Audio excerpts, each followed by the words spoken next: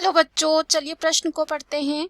Scrotum का तापमान जो वृषण के क्रियात्मक रहने हेतु आवश्यक होता है, सदैव शरीर के तापमान से लगभग कम होता है। पहला है 2 डिग्री सेल्सियस, दूसरा है 4 डिग्री सेल्सियस, तीसरा है 6 डिग्री सेल्सियस, चौथा है 8 डिग्री सेल्सियस। तो आइए देखते हैं इस प्रश्न का हल क्या होगा।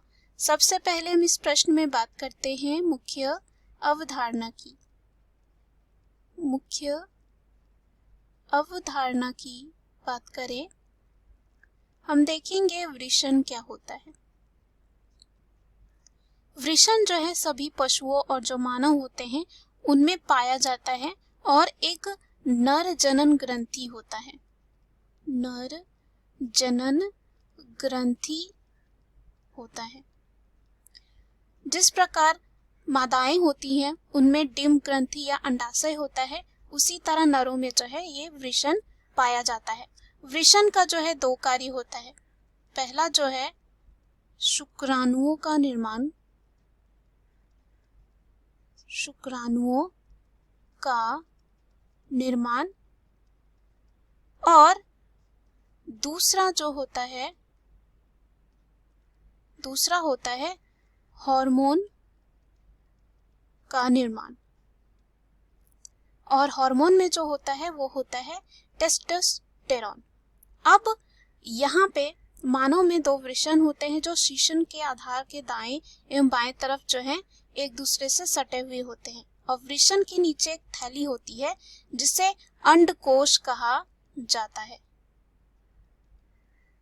अंडकोश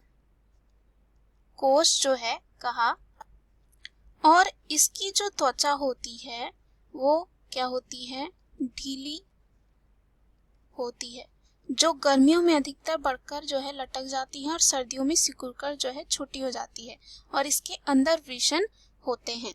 अब यहाँ पे अगर हम बात करें, जो अंडकोश का तापमान होता है यानी कि स्क्रोटम का तापमान जो वृषण के क्रियात्मक रहने हेतु तो आवश्यक होता है, वो यहाँ पे हम कह सकते हैं लगभग 2 जो है डिग्री सेल्सियस होता है। अंडकोश का तापमान लगभग 2 डिग्री सेल्सियस होता है और शरीर के बाकी हिस्सों से कम है। यह तापमान जो है इसलिए होता है ताकि यहाँ पे शुक्राणु का विकास हो सके, शुक्राणु के विकास के लिए या शुक्राणु जनन की प्रक्रिया के लिए आवश्यक होता है। शुक्राणु जनन की प्रक्रिया के लिए जरूरी होता है, और वो प्रक्रिया जिसके द्वारा अंडकोश के शुक्रजनक नलिकाओं में जनन कोशिकाओं से अगुणित शुक्राणु विकसित होते हैं।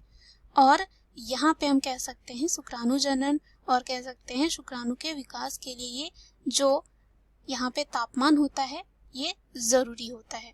तो अगर हम विकल्प में चले, पहला विकल्प इस प्रश्न में दे रखा है वो है 2 डिग्री सेल्सियस, जो इस प्रश्न का क्या हो जाएगा, सही उत्तर। दूसरा दे रखा है 4 डिग्री सेल्सियस, जो गलत है। तीसरा है 6 डिग्री सेल्सियस, ये भी गलत हो जाएगा।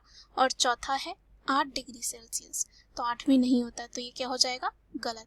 दिए गए प्रश्न का सही उत्तर ए है। आशा करती हूँ यह उत्तर आपको समझ में आया होगा। धन्यवाद।